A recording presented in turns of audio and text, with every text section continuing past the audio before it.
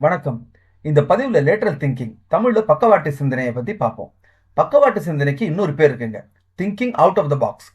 பெட்டிக்கு வெளியே சிந்தனை அப்படின்னு சொல்லுவாங்க. ஒரு பிரச்சனைக்கு பல சமயம் நம்ம நேரடியா விடை தேடி விடை கிடைக்காம கஷ்டப்பட்டிருப்போம்.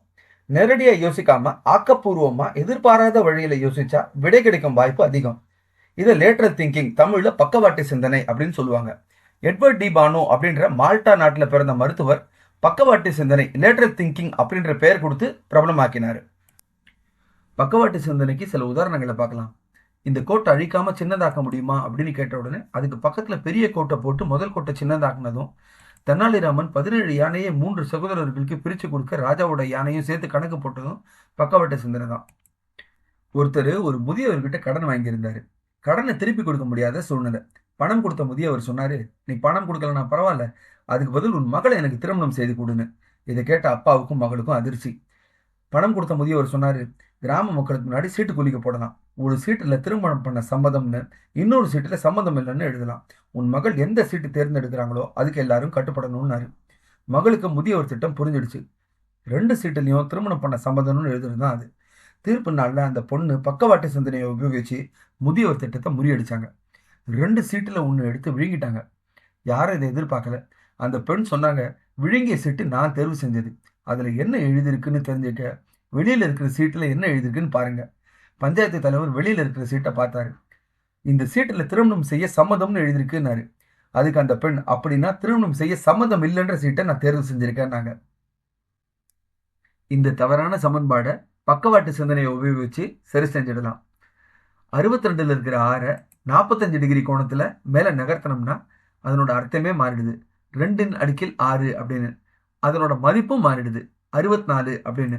64ல 63 கழிச்சோம்னா நம்மளுக்கு விடை 1 ஆயிடும்.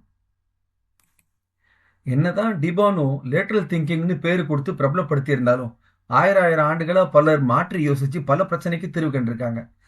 சக்கரவர்த்தி திருமகள் அப்படின்னு 1957 ஒரு திரைப்படம் வந்துச்சு. அதுல பக்கவாட்டு சிந்தனை காட்சி இருக்குங்க.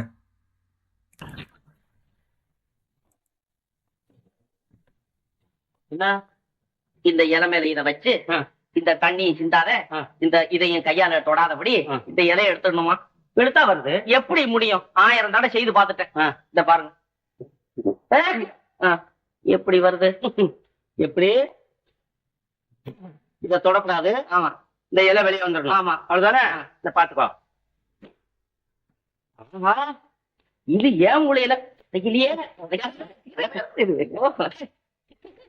இது என்னவா விஷயம் இருக்கு. இந்த மண்ணு இருக்குல்ல, ஆமா, இதுல 3 விரல்ல இப்படி கோடு போடணும். இந்த நடு கோடு மட்டும் இப்படி வளைஞ்சு வளைஞ்சு இருக்கணும். எப்படி முடியும்? அப்படியா? அதுக்கு என்ன, நடு விரல அப்படியே ஆட்டணும். இல்லையே, 3 விரலும் அப்படி ஆடுது. அப்படியா? ஆமா,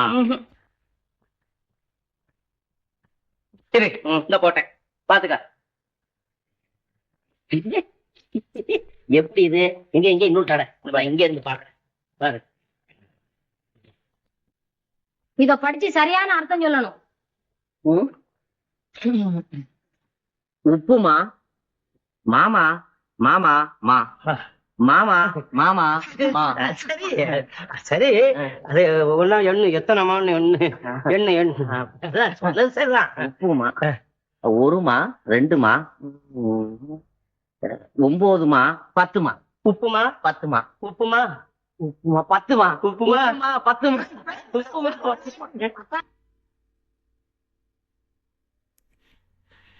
இந்த காணொளி உங்களுக்கு பிடிச்சிருந்ததுன்னா அவசியம் உங்களோட நண்பர்களோட பகிர்ந்துக்கோங்க. நன்றி.